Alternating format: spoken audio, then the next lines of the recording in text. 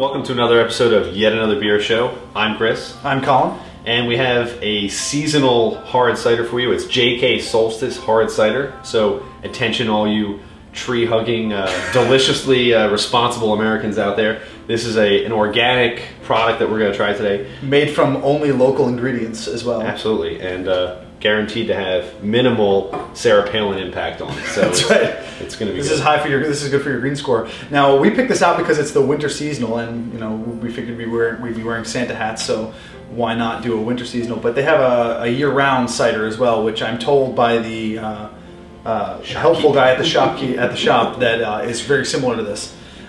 He said that one of them is drier than the other cider. And one of them is more of a burst of apples, but he didn't say which one is which. So Chris and I will find that out today, whether or not Solstice is that. But this is an interesting one. We don't typically do a lot of ciders on the show, and it's not common that you'll find kind of a winter cider. It's more of a autumnal, summer type of drink, I would say.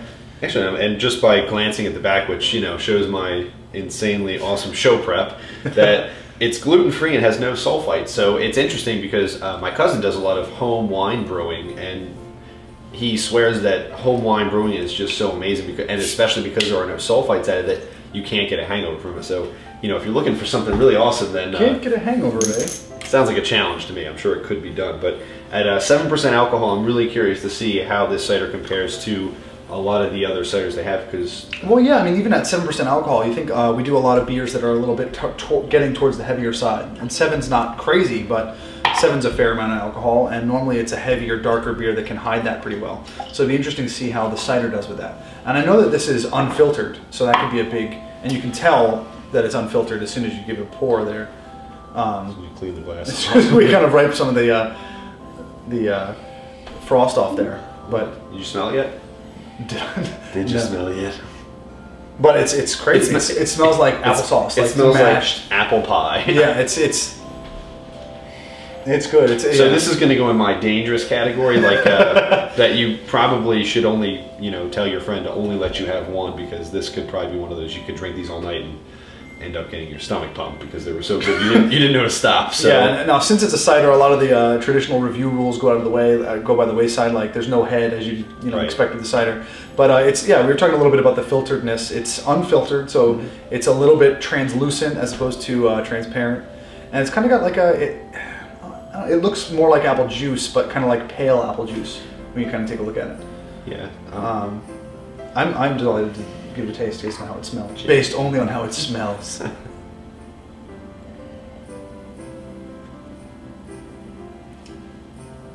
Yeah, that's pretty good. It has a delicious, delicious apple flavor. That's just good. I don't even want to talk. I just want to drink more of it.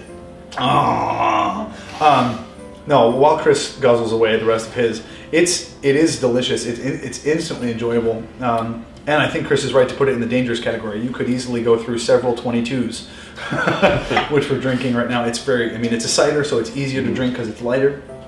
But it just tastes like regular apple cider that you're used to having, but it's not even as heavy as that. So sometimes you get cider from you go down to the market in the fall and you get a cider and it's kind of thick, it's got particulates in it.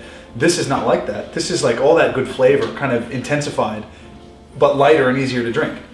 Plus there's alcohol in it, which makes everything better.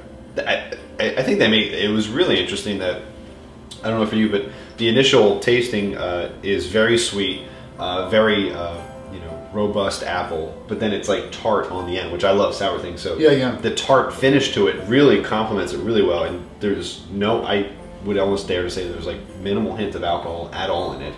Yeah, it's like a really great fresh pressed apple cider that just happens to be carbonated, and somehow they snuck in alcohol in the back door. Yeah, my mom does a weird thing at home where she takes apple cider during the fall and then she mixes it with ginger ale to kind of add some fizzies to it. This is almost like if that was a good idea, that would be this. Turn it into a good idea and put it together, and that's what this is. It's got like a little bit of fizz that's kind of on the roof of your mouth as you're drinking it, but real easy to drink, really delicious.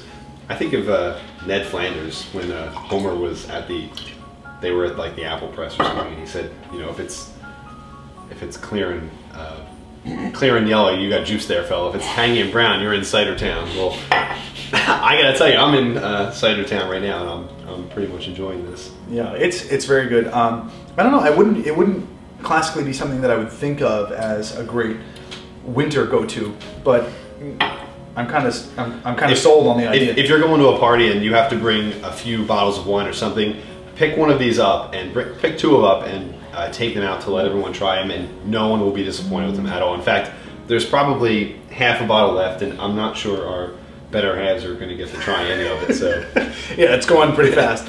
It's really, really great.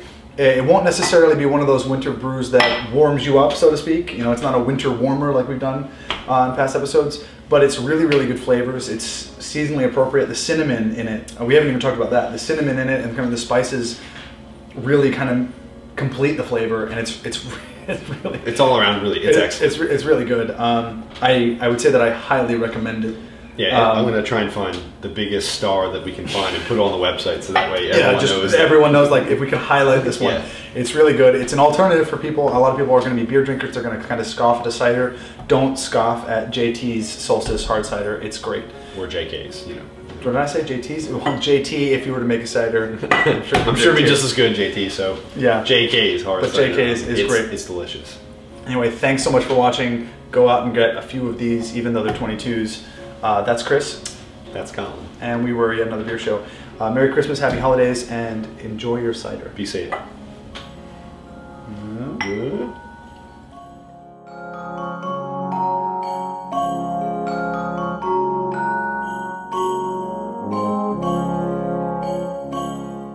I gotta tell you, I'm in Cider Town right now, and I'm pretty much enjoying this. Yeah.